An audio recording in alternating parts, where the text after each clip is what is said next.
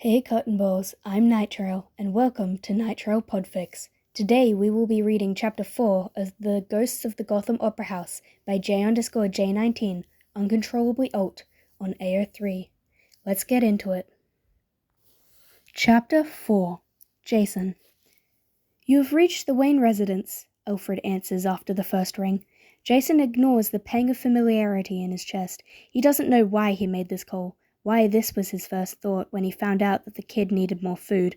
Jason's got the money. He could have just gotten them a hotel room or set up a new safe house.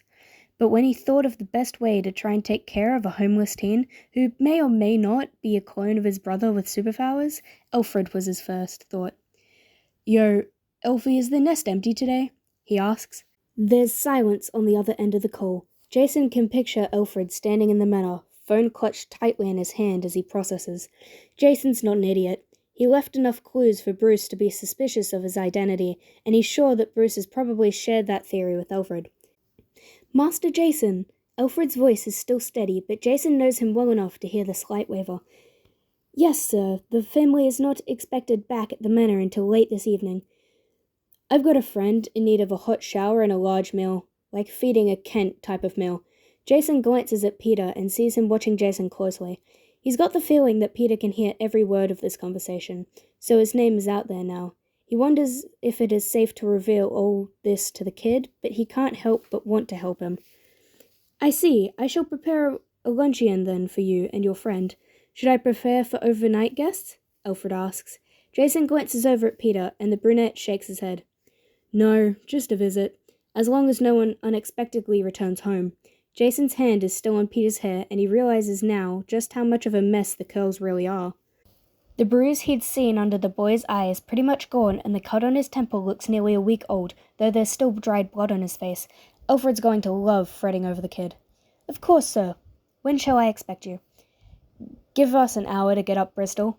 Jason hangs up the phone before Alfred can say anything else, and tosses the phone back to Peter. The kid's hand shoots out and catches it automatically. And you called me a rich kid? Peter grumbles, cradling his phone against his chest. We've all got harried paths. Jason gives the kid's head a push and heads down the street. Peter grumbles and follows after him. Can I call you Jason now? He asks. No. Jason snaps at him. But Red Hood is a lot. Can I call you Red then? No. Jason turns a corner into an alleyway and pulls out a motorcycle from its hiding place. Jay? Peter asks. Jason leads the motorcycle out onto the street and then unlocks the extra helmet he keeps in case of emergency. Are you going to keep this up all the way to the Manor? Are we riding that motorcycle there? Yes, obviously, unless you'd rather walk. No, I guess not. I've never been on a motorcycle before. I had almost convinced Mr. Rogers once, but my Aunt May found out, and she gave him a strict scolding. She used to be a nurse, so she saw a lot of people after motorcycle accidents. Peter got closer to the bike as he talks, his eyes scanning over it. Did they have superpowers? Jason drops the helmet onto the kid's head and buckles the strap under his chin. Well, not that I know of, Peter admits. Jason looks at Peter and waits. Do you want a hot shower and the best meal of your life? Yes, Peter nods his head. Then get on the bike, Jason says. Peter eyes the bike one more time, then climbs on behind Jason and wraps his arms tightly around his waist. Jason gives him a moment to settle, and then starts the bike and starts driving before he can change his mind. Peter clings on tightly. The drive to the Manor is achingly familiar to Jason. He remembers the first time, in the back seat of a social worker's car. He'd been so scared that first time, so unsure about what was going to happen. He'd heard so much gossip about Bruce Wayne, and he had no idea what to expect from the man. After that day, he rarely went into Gotham when he wasn't as Robin. He remembers watching out the window of the Batmobile, half asleep after patrol as the city flew by. He tries not to think about that time too often, of how when he'd fall asleep before they got back to the cave, Bruce would carry him up to his bedroom instead of waking him up and making him debrief. Peter's grip on Jason's waist loosens up a bit as he grows more comfortable, and Jason is tempted to have a little fun with it, but honestly, he doesn't know what kind of injuries the kid has hidden under his clothes, and he'd much rather wait for him to be fully checked out by Alfred before pulling anything risky, so he'll save that for the car ride home. The gates of the manor are already sliding open as Jason turns the bike into the driveway. He's sure that Alfred has already been watching the cameras, and with the memory of the cameras, he realizes that he's going to have to either hack the system to delete the footage of their visit or ask Alfred to do that for them. "Damn, that's a real manor," Peter says, hopping off the bike as soon as it comes to a stop. Jason gets off the bike himself and catches Peter's hood before he can wander off into the garden. There's a maze out there that he somehow doubts the kid wouldn't manage to get lost in. He heads up the steps to the door, dragging Peter behind him. The door opens before they even reach the top step, and there's Alfred, dressed impeccably as always. "Whoa!" Peter exclaims. "Are you a real butler?" "Quite, sir." Alfred steps aside, holding the door open for them. Jason guides Peter inside before releasing his hood. He listens to the sound of the door closing. It's silent for a moment as Peter turns around, taking in the sights of the grand entrance. "Welcome home, Master Red Hood." "It's fine, Elfie, the kid knows." Jason reaches up and takes off his helmet, and then removes his domino mask as well. Alfred holds out a hand. Jason considers it for a moment, then hands the mask over. Alfred takes the items, and then his eyes scan over Jason, cataloguing all of the changes, probably. "Of course, Master Jason." Alfred turns and sets the helmet carefully on the table beside the door. "Shall I take your guest's helmet as well?" "Yeah, sure. Pete, stop gawking," Jason tells him. Peter startles from his examination and hurries back to Jason's side. "Sorry," he says as he unbuckles the helmet and takes it off. Jason takes it from his hands and passes it to Alfred. The butler's eyes scan over Peter's appearance, though he doesn't speak a word before putting the helmet down. "Peter, this is Alfred Pennyworth. He's been a butler for the Wayne family since the dawn of time. Alfred, this is Peter." "Not quite so long," Alfred corrects.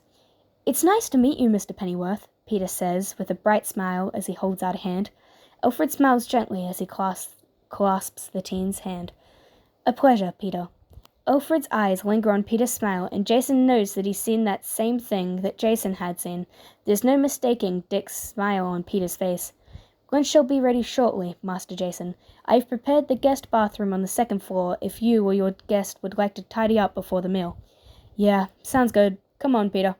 Jason heads for the stairs. He hears Peter's footsteps following after him and doesn't bother to look back.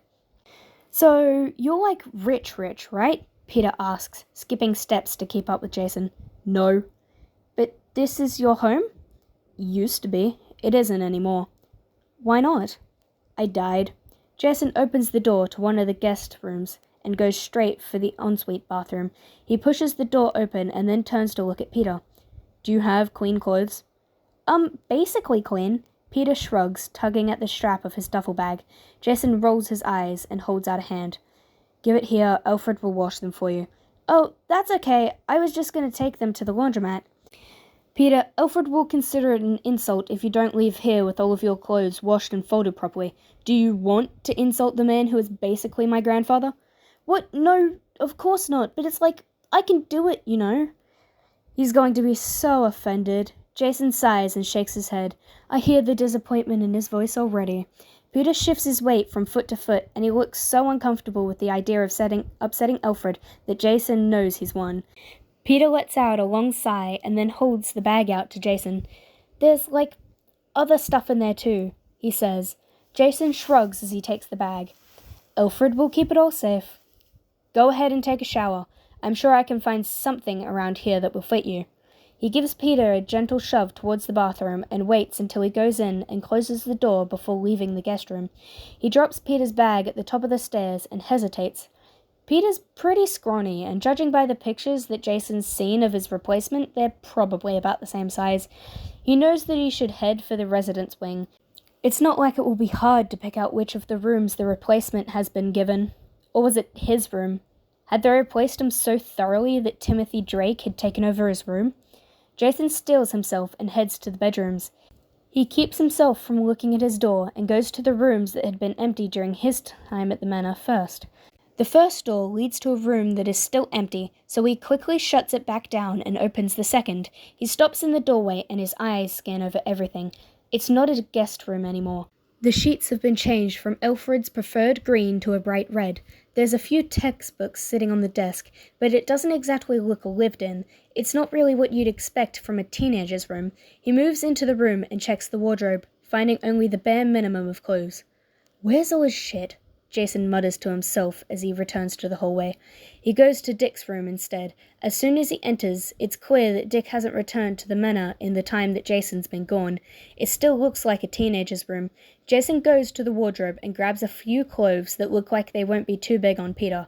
He's definitely not going to fit into any of his brother's clothes, but he has a pretty good idea of whose clothes he will fit. He quickly drops Dick's clothes off in the guest room for Peter, and then heads to the master bedroom. He can feel the rage bubbling up, the green threatening to take over. He focuses his thoughts on his brother, on Alfred, and on Peter. He makes quick work for grabbing a plain t-shirt and a pair of sweatpants from Bruce's wardrobe and then hurries out of the room. He means to go back to Dick's room, but muscle memory takes over in his rush, and he finds himself standing in his own room. It's still his room. Those are his books on the shelves, and his band posters on the wall, and the black bedding that he had begged Alfred for. It looks exactly the way it had when Jason had left for Ethiopia. His homework was on the desk. The copy of Pride and Prejudice he had been reading on the nightstand with the bookmark was still in his pages. It's his room. His room was clearly untouched beyond the obvious dusting. "Master Jason?" Alfred's voice comes from the doorway. Jason turns quickly to face him, his hand almost reaching his gun before he catches himself. Alfred, of course, doesn't even flinch. "My room," is all he manages to get out.